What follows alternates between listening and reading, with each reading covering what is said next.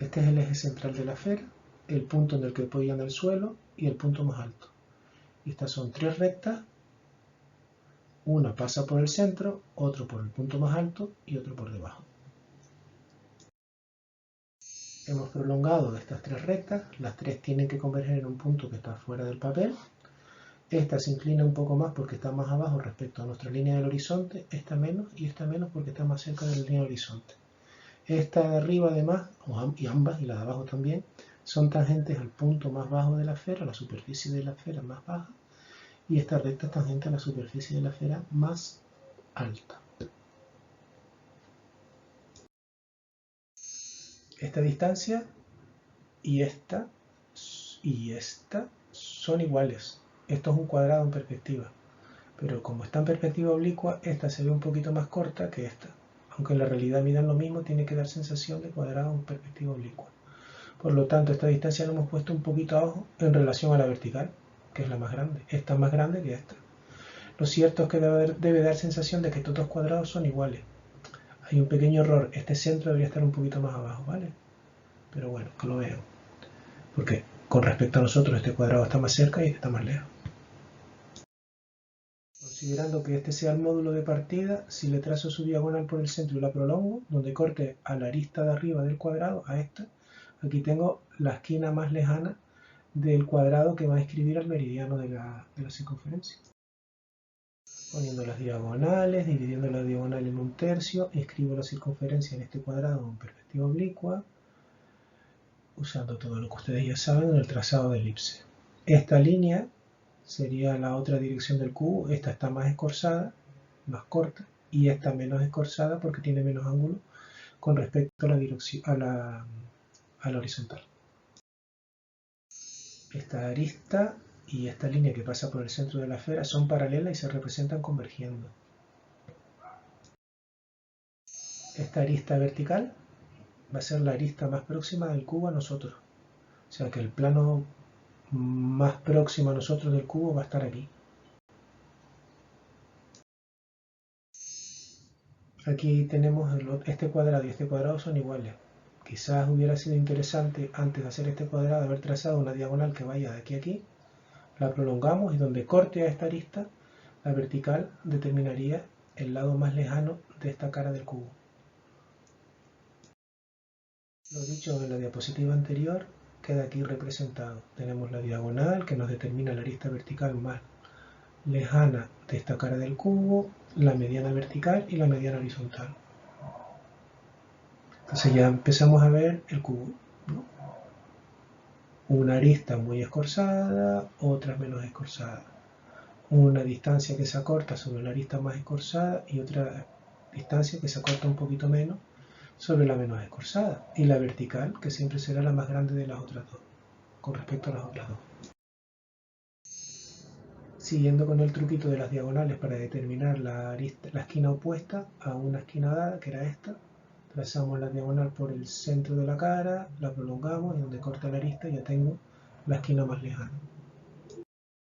Se ha hecho lo mismo ahora en la cara lateral, con la diagonal, para determinar el centro de la cara y las medianas de esta cara paralela al suelo, la otra mediana de esta cara paralela al suelo y de la cara de atrás oculta también. O sea que ahí va a estar inscrito entre estas tres medianas. Falta la cuarta por dibujar, que se verá en la próxima diapositiva, que va de aquí a aquí. Aquí irá escrito el ecuador de la esfera.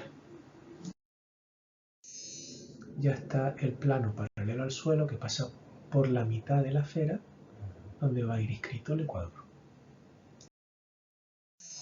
Bueno, veis los extremos de esta mediana y los extremos de esta otra mediana.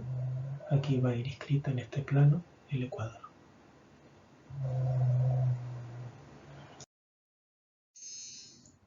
Ahora se han puesto las diagonales a esta cara, a este corte paralelo al suelo por la mitad, la diagonal esta, y ahora pondremos la otra diagonal. Por un tercio de esta distancia pasa la curva, ángulo agudo, curva cerrada, entra tangente en este punto, en el extremo de esta mediana, y entra tangente en este punto, en el extremo de esta otra mediana, orientado por la dirección de esta de este lado del cuadrado, ¿no? Y de este, del cuadrado paralelo al suelo. Vale, como sabemos que corta aquí, lo prolongamos a la otra diagonal, a la otra diagonal, a la otra diagonal, y ya tenemos más referencias para hacer el trazado de la curva. Ángulo agudo, curva cerrada, dos ángulos agudos, uno aquí y otro aquí, curva cerrada, ángulo obtuso, curva más suave. Otro ángulo obtuso, curva más suave. Tocan aquí, aquí, aquí y aquí. Muy bien. Las líneas.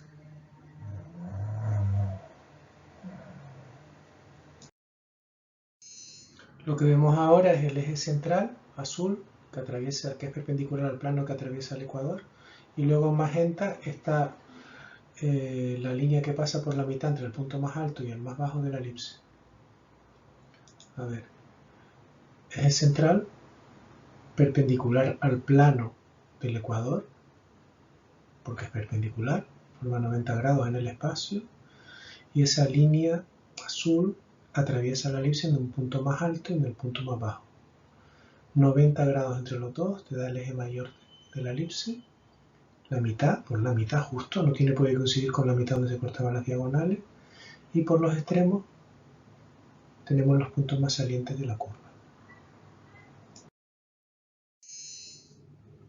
Esta línea azul es perpendicular al plano que contiene el meridiano y marca el punto más extremo de la elipse en esta dirección, y por la mitad entre esos dos puntos tenemos el eje mayor de la elipse a la mitad, que te marca el punto en el que el meridiano pasa de ser oculto a visible.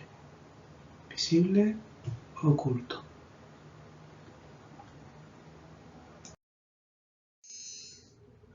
Bueno, ahí ya tenemos localizados los puntos más extremos de las curvas, de las elipses, y por lo tanto por donde pasa el contorno del cilindro y donde cambia de oculto a visible, el meridiano y el ecuador.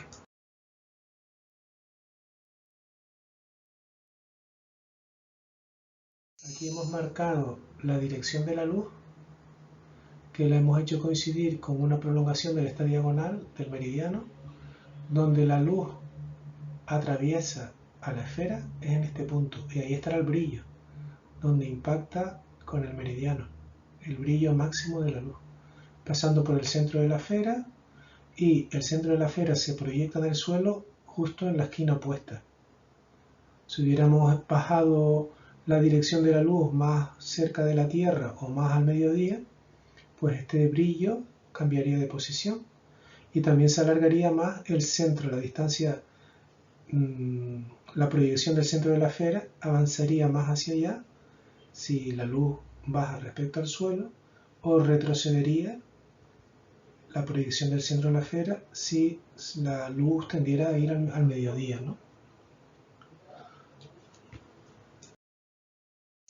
Insiste esta diapositiva en observar cómo el rayo de luz que atraviesa la esfera pasando por el centro tiene su proyección, el centro se proyecta en este punto, en la esquina opuesta del cuadrado en el que está escrito el meridiano, este.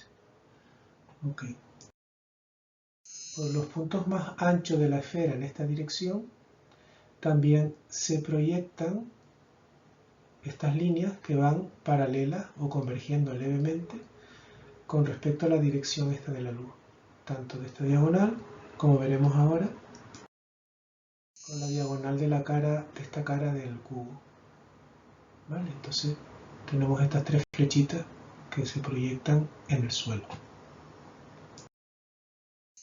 El rayo de luz tangente a la esfera por atrás sería esta, que es tangente al meridiano por detrás, que coincide justo con la diagonal de la otra diagonal, pues se proyecta también paralela o con leve convergencia aquí, en este punto, en la prolongación de esta línea con esta. Y este sería el punto más distante de la sombra proyectada. Este es el más ancho por acá y el otro punto por atrás. Se ha marcado esta flecha para que veas que esta línea espacialmente es perpendicular a la dirección del rayo de luz, porque es la otra diagonal. lo hemos hecho coincidir con esta diagonal. Y por este extremo traza otro trocito de luz que es tangente a la esfera por este lado e impacta aquí, y este sería el punto más próximo de la sombra proyectada.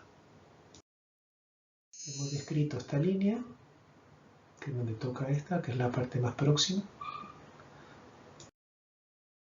y por detrás esta otra. Entonces este sería el rectángulo en el que va a ir inscrita la sombra proyectada. Será el punto más lejano del suelo, el punto más próximo del suelo, más ancho aquí, más próximo por este lado, más lejano por el otro. Aquí iría escrita en este cuadrado la sombra proyectada. Nada, simplemente esta línea que es la diagonal de esta esquina a esta esquina que pasa por el centro. Parece vertical, no, pero está en el suelo, ¿eh? No te confundas con esta arista vertical, esto está en el suelo. Lo que pasa es que al verlo de frente, la casualidad que parece casi vertical, pero no lo es. Está apoyada en el suelo. Y la otra diagonal, pasando por el centro también, del cuadrado en el que va inscrita la sombra proyectada. Ahí vemos la parte visible de la sombra. Y aquí está ya la otra parte de atrás de la sombra.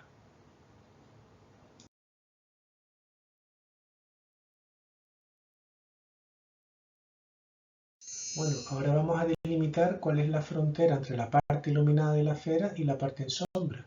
Para eso tenemos que imaginar este plano, que lo vemos aquí, que es un plano justamente perpendicular a la dirección de la luz, y ese plano va a seccionar la esfera y le va a generar la elipse, que será la frontera sombra.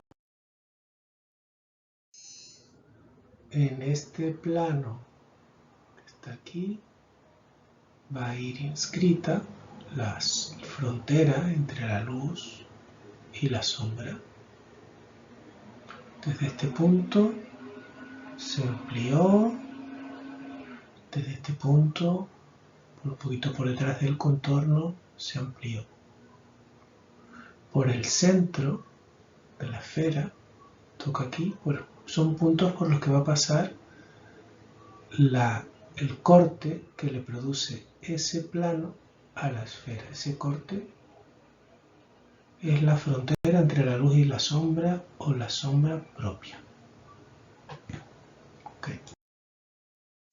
Aquí ya ha sido trazada la elipse que corta, o sea, el plano, el corte que le produce el plano a la esfera. Lo vemos aquí. De esta línea al contorno de la esfera hay un pequeño espacio, eso estaría en sombra.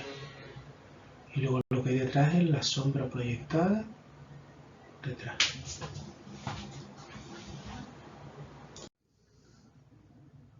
Imaginamos que ese plano cortó a la esfera y le generó esta sección.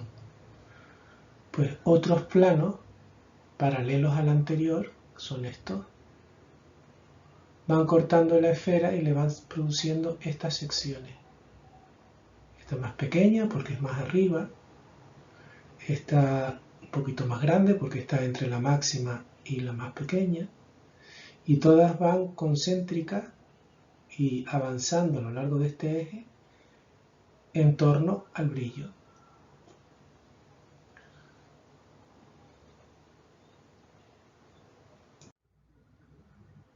Aquí también se aprecian esos planos concéntricos, se eliminan líneas para que no se complique mucho la cosa, y ven que son planos que van cortando la esfera y que todos los planos son perpendiculares a la dirección de la luz. Son cortes paralelos de planos perpendiculares a la dirección de la luz.